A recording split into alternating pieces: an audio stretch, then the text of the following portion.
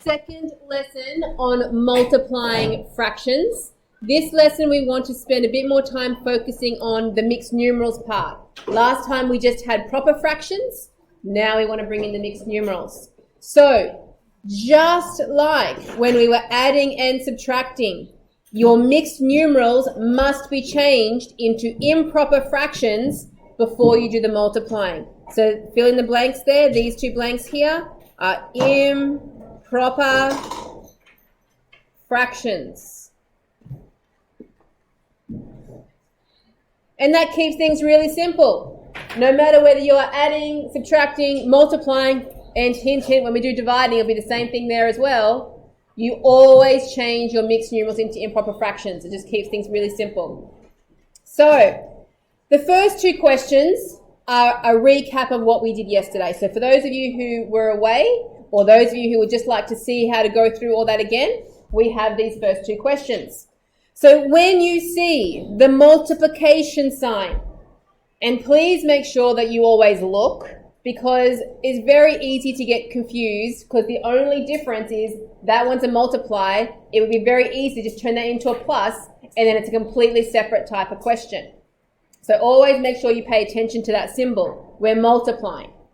When we multiply, the first thing we look for is that we want to see if we can cancel anything from the top and from the bottom. And usually we look diagonally first.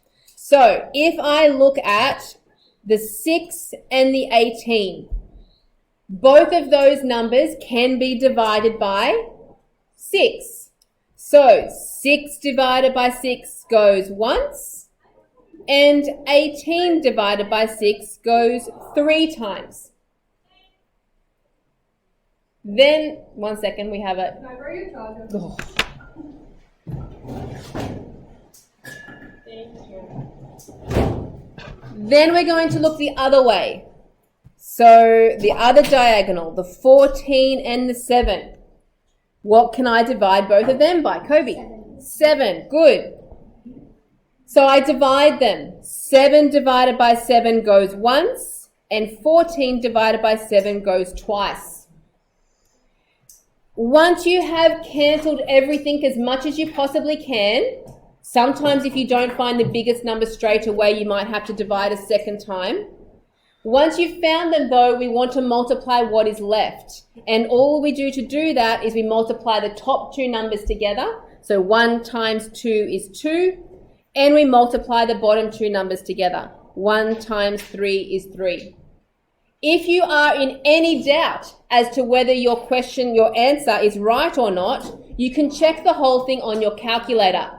Now remember that it is just a check. If you do the whole question on your calculator and just write down the answer, you are going to lose nearly all of your marks on your test. But let's check. We type in 6 over 7 times by fraction button 14 over, that wasn't 18 that I've crossed out there, isn't it? Equals, and I do get the 2 over 3. What happens if it comes up with the wrong? Okay, there's two options. If you don't get the same thing, there's two options. First of all, it might mean that you've just missed cancelling something. So you might need to go, I need to look at, there's an extra factor of 2 in there that I should have divided off. So you go back and you fix that.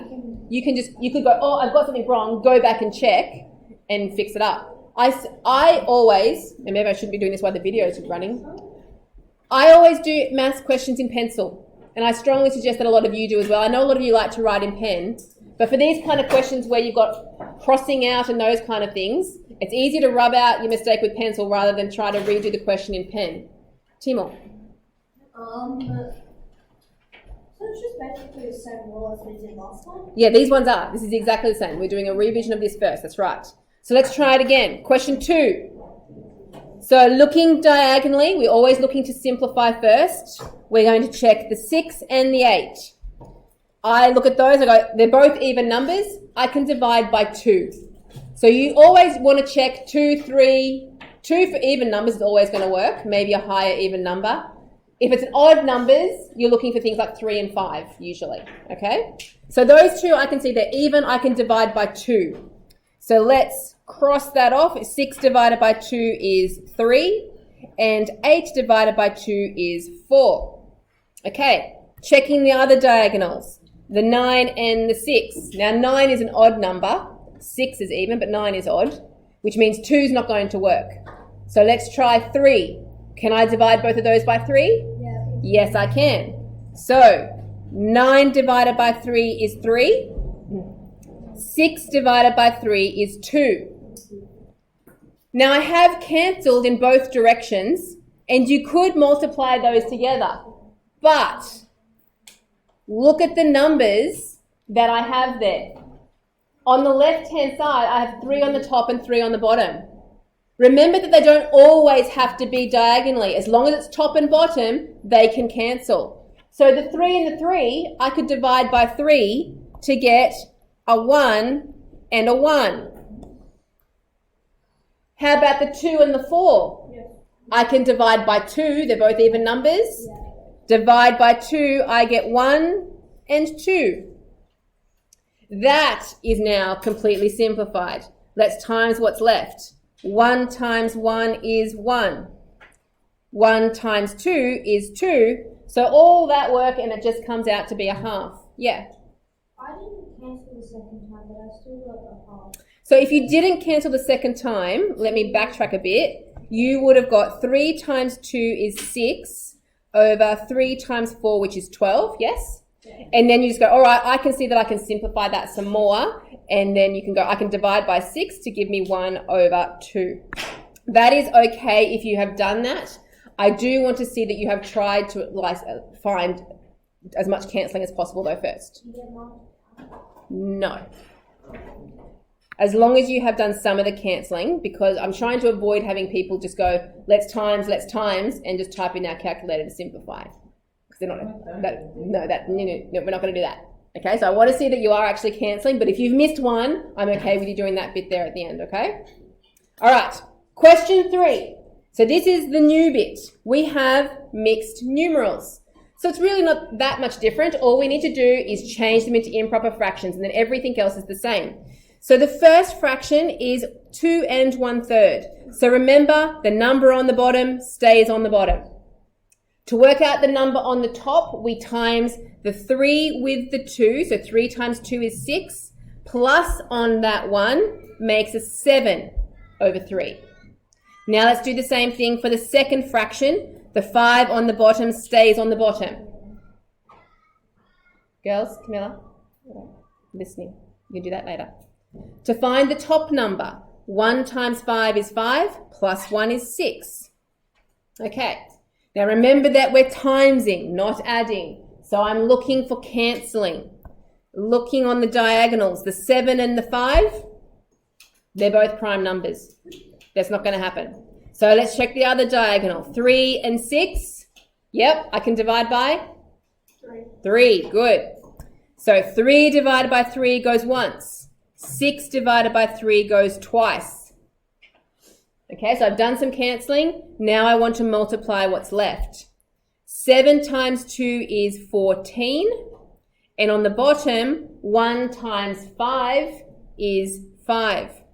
Now on your test, I'm actually not going to deduct marks if you don't change it back into a mixed numeral. So you can leave it as an improper fraction, or though you could change it back. To change it back, I go, how many times does 5 go into 14? Well, 2 5s is 10. So I can take 2 lots of 5 out of there, and there would be a remainder of 4 out of 5. Remember that you can do that on your calculator. Lucius. Question, with the ones, can't you, for the big two, can't you just say that as 6 and plus the 1 on top? Isn't that the same thing as, I still got the same answer, just did it in a different way? Oh, because you went 2 times 1 is 2, and then you times the other fractions separately. Did you? I'll come and have a look what you did later, okay? All right, let me keep going for everybody else. Question 4. Let's do this again. So first of all, please change them into improper fractions. So the first fraction, the 4 on the bottom stays on the bottom. Multiply 6 by 4 is 24, plus 1 more makes 25. times by. Now the second one has a 5 on the bottom. So to find the top number, we do 2 times 5, which is 10, plus 2 more makes 12. Okay, now we're into our multiplying part and we want to simplify. So checking diagonally, 25 and 5 can divide by 5. So 25 divided by 5 goes 5 times, and 5 divided by 5 goes once. Okay, now checking the other diagonal, 4 and 12. They're both even, so 2 is going to work, but 4 is better. The higher, the better. So let's divide by 4. 4 divided by 4 is 1, and 12 divided by 4 is 3. Timesing the tops together, now that I've done all the simplifying, 5 times 3 is 15, and 1 times 1 is 1, so we can put that as over 1, but that is the same as just 15. So either one of those answers would be marked correct. I personally prefer the 15 because I think that's the most simplified way to write it. Okay, so that means we want to fill in the pages that we skipped from last lesson, which was pages 18 to 20, plus there's one extra page there, page 24 from your work booklet. You may have some questions. I know there was a fair bit from last lesson. You might have some of that to finish off as well. But hopefully at the end of today and a little bit of homework tonight, you'll have everything up to page 24 finished.